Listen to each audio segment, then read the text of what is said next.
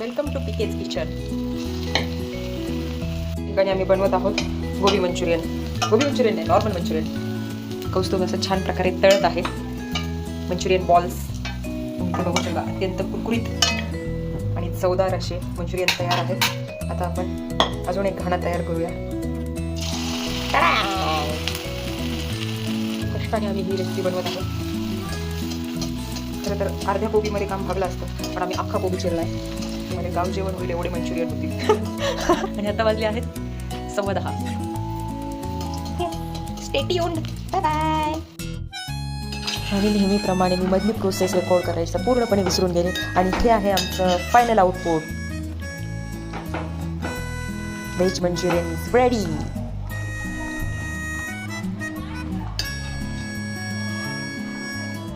असं छान कोथिंबीर वगैरे टाकून मी त्याला गार्निश केलं. Yes, it's ready. थँक्यू.